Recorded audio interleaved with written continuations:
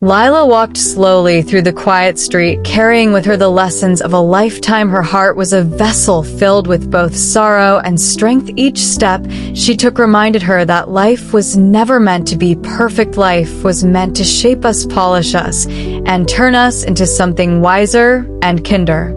As she reached the small park near her home, she sat upon an old wooden bench. The morning light spread gently across the sky, and a soft breeze brushed her face. For a moment, she closed her eyes and listened to the whispers of life around her. The birds chirped as if they carried messages from unseen angels. The rustling leaves sounded like pages of an ancient book turning on their own. Lila had always believed that the world had a language of its own, a silent language that only hearts could understand, and today her heart was listening more clearly than ever before.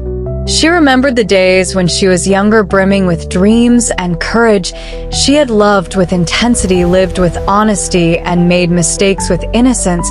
She had trusted too much, given too much, stayed too long, but even those days, even those heartbreaks had shaped her into the woman she was now, a woman who carried wisdom, not bitterness, a woman who carried hope, not regret.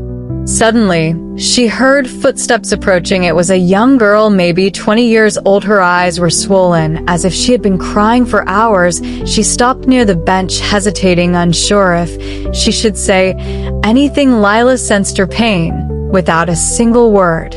"Come sit here, child," Lila said gently. "You look tired. You look like your heart is heavier than it should be." The girl sat down, lowering her eyes as tears escaped again. She tried to speak, but her voice trembled. Lila placed a warm hand over hers, silently telling her that she was safe here. After a moment, the girl whispered, "I feel like I am losing everything. I feel like no one understands me. I feel like I am not enough."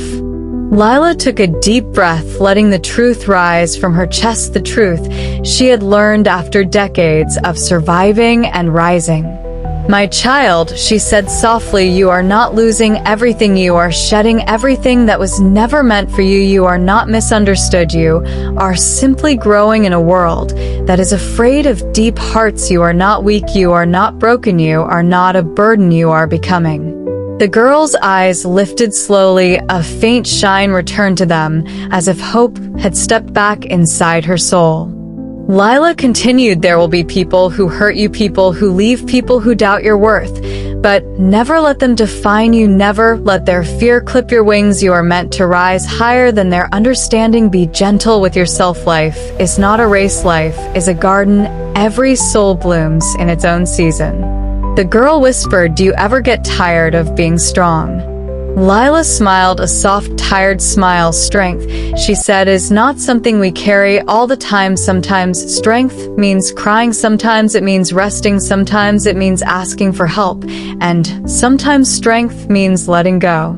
The girl wiped her tears. Lila felt the heaviness slowly lift from her atmosphere. It was as if the universe itself had sent this girl to remind Lila of her own journey. Then the girl asked, "But who helps you, Lila? Who listens to you?" Lila looked at the sky for a long moment, letting the light warm her face. Then she whispered, "The one who created me listens to me always. When no one stays, he stays. When no one hears, he hears. Every night, every tear, every prayer, every silent pain, he gathers all of it in his mercy." The girl closed her eyes, letting those words heal her. The park around them felt sacred, as if wrapped in invisible peace. After a long silence, the girl said, "Thank you. I needed to hear this. I thought I was alone."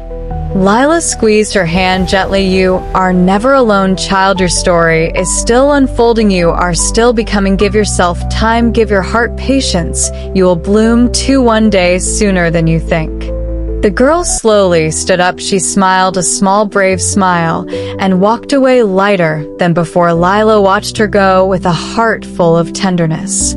Then Lila stayed on the bench for a while, letting her thoughts settle. She looked back at her own life, the pain, the strength, the storms, the calm, the losses, the miracles. Every scar carried a meaning. Every tear had been a teacher. Every struggle had shaped her into a woman who not only survived, but learned how to heal others. She whispered to herself quietly, "I am still becoming too, and that is enough." The wind gently moved the trees as if agreeing with her life, was still teaching her, guiding her, polishing her. She was 65, but her soul was still young, still learning, still blooming. And this was her truth, a truth she would never forget.